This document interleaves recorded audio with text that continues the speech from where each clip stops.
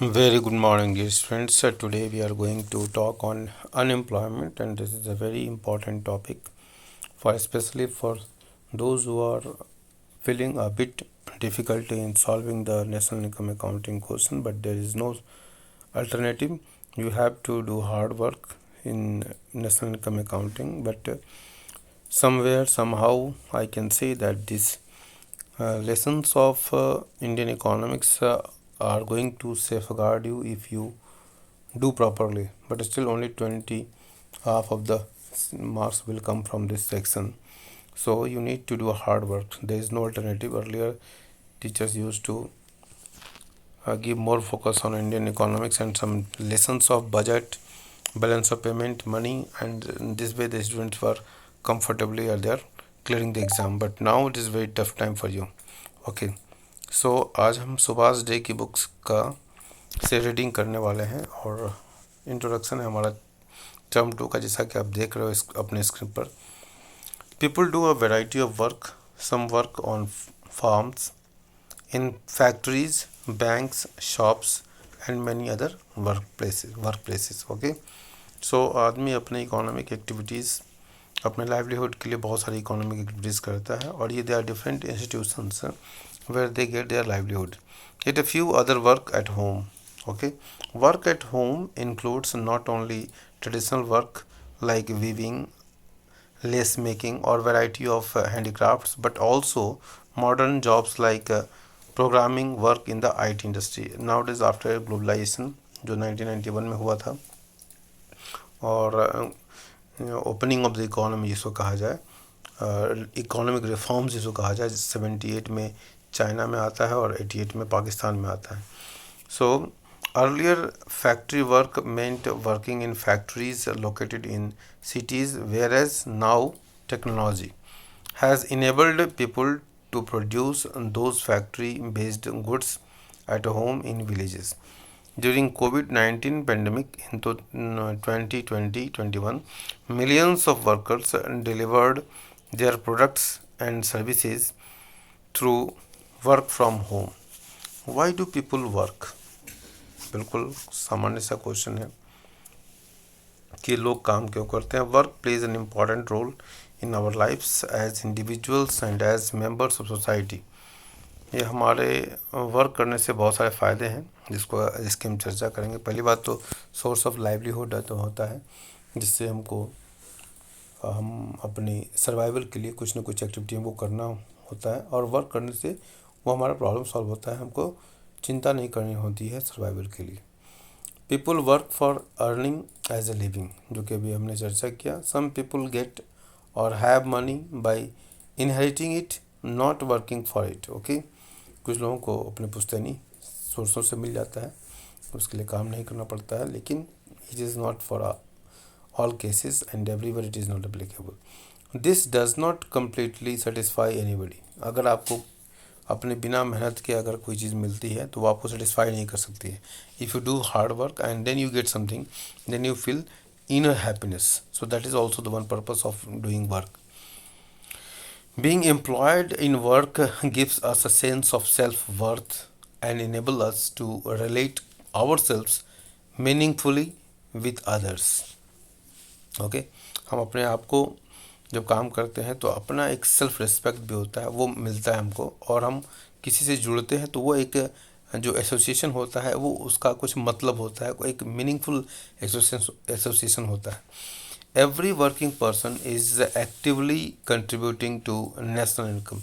जो व्यक्ति भी काम करता है वो कहीं ना कहीं कुछ न कुछ यूटिलिटी क्रिएट कर रहा है, कुछ न कुछ वैल्यू एडिशन कर रहा है, कुछ न कुछ जीडीपी में योगदान दे रहा है. नेशनल इनकम अकाउंटिंग वाले लेसन में हम देख चुके हैं कि किस प्रकार से हम 3 मेथड्स के द्वारा इस बात को कैलकुलेट करते हैं. ओके, तो everybody who is working they are one or other way contributing national income and hence the development of the country by engaging in various economic activities. That is the real meaning of earning in a living. We don't work only for ourselves. हम केवल अपने आप के लिए काम नहीं करते. We also have a sense of accomplishment when we work to meet the requirements of those who are dependent on us.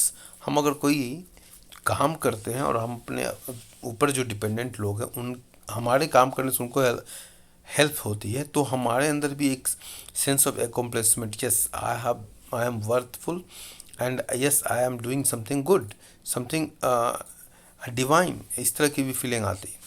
So having recognize the importance of work, Mahatma Gandhi insisted upon education and training through a variety of works including craft. तो महात्मा गांधी ने craft बुनियादी शिक्षा कार्यक्रम के अंतर्गत इस बात पर काफ़ी जोर दिया था. He emphasised that every hand must get the work. इसी तरह की बात दीनदयाल उपाध्याय जी भी कहते हैं. वो अंत्योदय की उदय की बात करते हैं. अंत का उदय मतलब जो समाज के जो पुरेस्ट वर्ग हैं उसके उदय की बात दीनदयाल उपाध्याय जी करते हैं.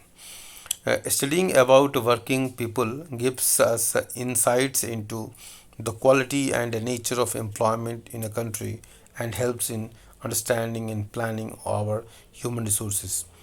अब ये जो जितने भी लोग काम करते हैं, अगर उनके वर्क के तरीकों के बारे में अध्ययन किया जाए, उनका काम करने का तरीका क्या है, कैसे सोर्स हैं, किस तरह की स्थितियों में काम करते हैं, तो ये पूरी बात समझ में आती है कि उनका quality of and nature of employment, मतलब भारत में किस तरह के रोज़गार के अवसर उपलब्ध हैं, उसकी एक बहुत बड़ी अंडरस्टैंडिंग, और जो ह्यूमन रिसोर्स उसका किस तरह से यूटिलाइजेशन होता है, इस बात की समझ पैदा होती है.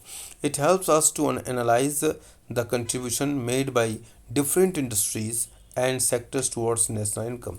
और न केवल इस बात का पता चलता है बल्कि कि कितने लोग किस तरह के काम में लगे हुए हैं, इससे इस बात का पता चलता है कि जो इकोनॉमी की जो 3 सेक्टर्स हैं, प्राइमरी, सेकेंडरी और टर्सरी सेक्टर्स, वहाँ पर किस किस तरह से एम्प्लॉयमेंट में लोग लगे हुए हैं, कैसे लोग एंगेज हैं, और उन सेक्टर्स का क्या योगदान है नेशनल बिल्डिंग, मतलब इकोनॉमिक उनका क्या कंट्रीब्यूशन है, मतलब इसको कह लिया जाए कि जीडीपी में क्या योगदान है. तो इस बात की भी समझ हमको मिलती है अगर लोगों के काम के बारे में थोड़ी जानकारी इकट्ठा की जाए, नेचर ऑफ वर्क क्या है, क्वालिटी ऑफ वर्क क्या है, तो इन बातों से. It also helps us to address many social issues such as exploitation of marginalised sections of the society, child labour. इसके बाद बहुत सारे जगह बहुत तरह की स्थितियाँ होती हैं, काम करने की परिस्थितियाँ अलग अलग होती हैं. तो उन परिस्थितियों में जो बहुत तरह के जो एम्प्लॉयमेंट, जो लेबर एम्प्लॉयड हैं, और कहीं कहीं इलीगल तरीके से भी जो 14 साल से कम बच्चों को भी काम में लगाया जाता है. तो कुल मिलाकर कहने का मतलब यह है कि अगर आप वर्क के नेचर को समझने का प्रयास करें तो उससे बहुत सारी चीज़ें, बहुत सारी इन्फॉर्मेशंस वहाँ से निकल कर आती है, जो कि आपको फर्दर सोसाइटी को बिल्ड करने में हेल्प करेगा. जिसे सोसाइटी में अगर चाइल्ड लेबर है, अगर बचपन खो गया है, बचपन को इंजॉयमेंट नहीं मिल रही, बचपन को स्कूल जाने का मौका नहीं मिल रहा, बच्चों को स्कूल में जो नई टेक्नोलॉजी है, मॉडर्न टेक्नोलॉजी है, या मॉडर्न साइंस की बातें हैं, या स्पेस पर दुनिया जा रही दूसरे कंट्रीज, यूरोपियन कंट्रीज में, तो अगर अपने देश के बच्चों को चाइल्ड लेबर के रूप में हम एम्प्लॉयड कर रहे हैं, उनको पढ़ने लिखने से वंचित करते रहे, तो एक देश का भविष्य अंधकार में हो जाएगा. तो ये बातें हमको समझ में आती हैं, इन सब चीज़ों से ये बातें हमको निकल कर आती हैं. तो ये हमारा आज का पहला छोटा सा वीडियो था, जो हमने इसको एम्प्लॉयमेंट के ऊपर बनाने का प्रयास किया.